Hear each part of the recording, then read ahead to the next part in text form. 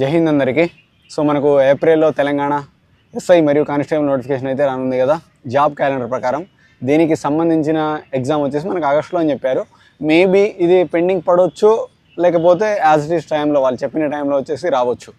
అయితే నేను చెప్పేది ఏంటంటే, యాజ్ ఏ ఫిజికల్ ట్రైనర్గా నా మాటిని గ్రౌండ్ ఎవరైతే దీనికోసం ప్రిపేర్ అవుతున్నారో, మీరు ఎగ్జామ్కి ఎలా అయితే ప్రిపేర్ అవుతున్నారో, చాలామంది ఇంతకుముందు కోచింగ్ తీసుకొని స్టడీ హాల్లో ఓన్గా ప్రిపేర్ అవుతున్నారు, లైబ్రరీకి వెళ్తున్నారు, రూమ్లలో ఉంటూ ఓన్గా చదువుతున్నారు, లేకపోతే ఇంకొంతమంది ఫ్యామిలీ పరిస్థితుల వల్ల జాబ్ చేసుకుంటూ ఏదైనా ప్రైవేట్ జాబ్ చేసుకుంటూ కొంతమంది ప్రిపేర్ అయ్యే వాళ్ళు కూడా ఉన్నారు.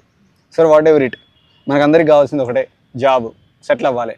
కానిస్టేబుల్ ఇప్పుడు ఫర్ ఎగ్జాంపుల్ కానిస్టేబుల్ రిజల్ట్ వచ్చే టయానికి మనకు ఏపీఎస్పీనో, టీఎస్ఎస్పీనో, లేకపోతే ఏఆర్ఓ, లేకపోతే బెటాలియనో, లేకపోతే సివిలో ఏదో ఒకటి ఏది వచ్చినా బాగుండేది అని ఆ ఫీలింగ్ ఉంటుంది కదా. అలాంటప్పుడు మీరు స్టడీ మీద ఎంతైతే కాన్సన్ట్రేషన్ చేస్తారో, స్టడీకి ఎంత ఫోకస్ చేస్తారో, స్టడీ మీరు కనీసం దగ్గర 8 నుంచి 12 గంటలు చదువుతారు. యాజ్ ఏ ఫిజికల్ ట్రైనర్గా నేను చెప్తున్నాను, ఒక గంట ఇప్పటి నుంచి ప్రిలిమ్స్ క్వాలిఫై అవుతాం. ఆ తర్వాత అందరు ఫోకస్ చేసేది ఈవెంట్.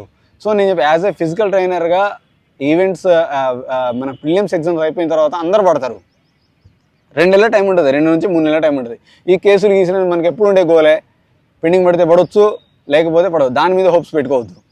2 నెలల్లో మనకి ఈవెంట్స్, 40 డేస్ టు 2 మంత్స్లో మనకి ఈవెంట్స్ ఉంటుంది. ఇన్ని రోజులు మీరు కూర్చొని చదివి ఈ 40 డేస్ 2 మంత్స్లో మనకి ఏమీ రాదు, గుండు 0. ఈవెంట్స్ క్వాలిఫై అవుతాం అంతే. ఇక నా లెక్క బక్క ఉన్నోళ్ళు కొంచెం అటు ఇటు ఒక 70 మార్కులు 75 మార్కులు, ఇంకా కొంచెం ఇంతకుముందు నుంచి ఏదో ఆర్మీకి ట్రై చేసో, లేకపోతే కొంచెం ఎంగేజ్లో ఉండి కొంచెం స్టడీ కూడా ఉన్న వాళ్ళు అయితే, లేకపోతే ఇగో ఇట్లాంటి స్టూడెంట్స్ ఫేస్ చూపివాడు, ఇట్లాంటి స్టూడెంట్స్ నా దగ్గర అన్న ఈ జాబ్ వచ్చేదాకా నీ దగ్గరే ఉంటా, నెక్స్ట్ టైం నేను జాబ్ కొట్టుకుంటా అనుకునేటోళ్ళు 85 మార్కులు 90 మార్కులు గ్రౌండ్ మెరిట్, గ్రౌండ్ మార్కులు నేను చెప్పేది, గ్రౌండ్ కొట్టి ఆనంగీనంగా ఎగ్జామ్స్ రాసినా కూడా జాబ్ వచ్చే అవకాశాలు ఉంటాయి. సో నేను చెప్పేది ఒకటే, ఇప్పటి నుంచి ఒక గంట మీరు 12 గంటలు స్టడీ కేటాయిస్తారు కదా, పొద్దున 4 గంటల నుంచి 8 గంటల టైంలో, లేకపోతే 9 గంటల టైంలో మనం చేసేది ఏం లేదు. ఈ 4-5 గంటల టైంలో చేసేది పడుకోవడమే తప్ప. అందరూ పడుకొనే ఉంటారు. రాత్రి నేను 12 దాకా చదువుతున్నానంటే, నిద్రపోయే టైంలో నిద్రపోవాలి, చదివే టైంలో చదవాలి. అది నా ఫిలాసఫీ. సో ఒక గంట టైం కేటాయించండి. ఇక పోతే ఈవెంట్లు చేంజ్ అవుతాయి అంట కదా, అదంట కదా, ఇదంట కదా, ఏదైతే ఏంది, మనం ఫిట్నెస్తో ఉండాలి. ఫిట్నెస్తో ఉంటే ఏ ఈవెంట్ పెట్టినా మనం క్వాలిఫై అవుతాం, గ్రౌండ్ మార్కులు మంచిగా ఉంటాయి. ఏది పెడితే ఏముంది ఆడ తొక్కలోది. కాబట్టి గ్రౌండ్ చేంజ్ అవుతుందంట, గ్రౌండ్ మార్కులు చేంజ్ అవుతాయంట, అది నీకు అనవసరం. ఫస్ట్ ఆఫ్ ఆల్ ఏదైనా సరే నువ్వు ఏ ఈవెంట్ పెట్టినా, ఎలా పెట్టినా నువ్వు చేయాలి కదా.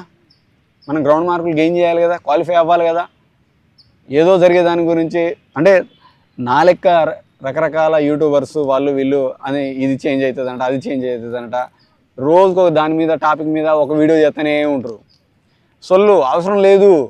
ఏదైతే నీకేముందబ్బా, నువ్వు గ్రౌండ్ కొట్టాలి, ఏదైతే నీకేంది.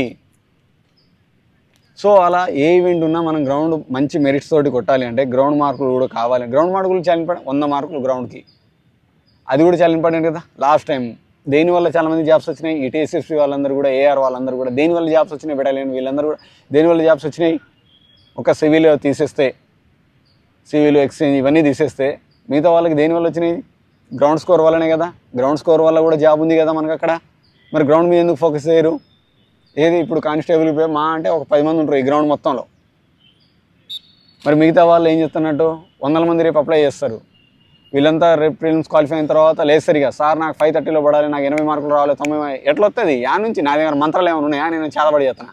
నాలాంటి కోచెస్ కొంతమంది అయితే మోకాళ్ళ నొప్పులు స్టార్ట్ అయితే అది తగ్గేలోపు ఈవెంట్ వచ్చేస్తుంది. కాబట్టి దేవేంద్ర అనేటోడే కావచ్చు, ఇంకోటి కావచ్చు, ఎవరైనా సరే, రే నాన్న రోజుకో పూట గ్రౌండ్కి రా, మిగతా టైంలో స్టడీ అవర్కి వెళ్ళు, రాకపోతే కోచింగ్ సెంటర్కి వెళ్ళు, అది చేత కాకపోతే యూట్యూబ్లలో ఆన్లైన్లలో కోర్సులు చాలా ఉంటాయి, అది చదువుకో. ఏదైనా కూడా నీకు జాబ్ రావాలి, నీ మంచి కోసమే చెప్తూ ఉంటాను తప్ప నువ్వు ఏదో చెడిపోవాలి, ఆగమవ్వాలని అయితే ఏది చెప్పరు.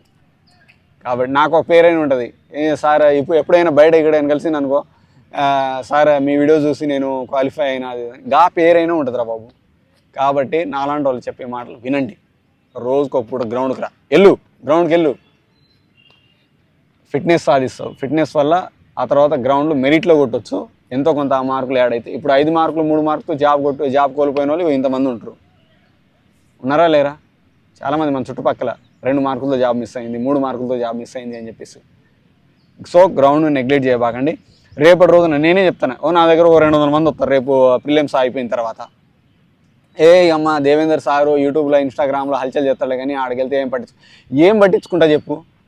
200 మందిలో నిన్నేం పట్టించుకుంటా? ఫస్ట్ ఆఫ్ ఆల్ నేను నిన్ను పట్టించుకోవడానికి ఏముంటుంది చెప్పు?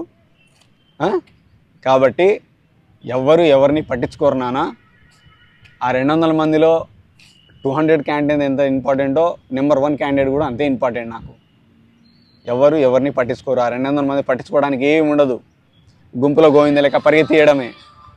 కాబట్టి కొంచెం జాగ్రత్త. ఇప్పటి నుంచి గ్రౌండ్కి ప్రాక్టీస్ చేయండి. తెలంగాణ కానిస్టేబుల్ మరియు ఎస్ఐకి ఈవెంట్లో మంచి మెరిట్ సాధించండి. దాంతోపాటు స్టడీ కూడా చేసి బాడీ ఫిట్నెస్ ఉంటుంది, మైండ్ షార్ప్గా పనిచేస్తుంది. ఈవెంట్ చేంజ్ అవుతుంది చేంజ్ అయితే కానీ ఏం కాదు, ఏదైతే అది అవుతుంది. మనం మాత్రం ఫిట్నెస్తో ఉండాలి, డైలీ ప్రాక్టీస్లో ఉండాలి. ఓకేనా? Thank you so much. As a physical ట్రైనర్గా నేను చెప్పింది మాత్రం ఇది. Thank you so much. జై హింద్.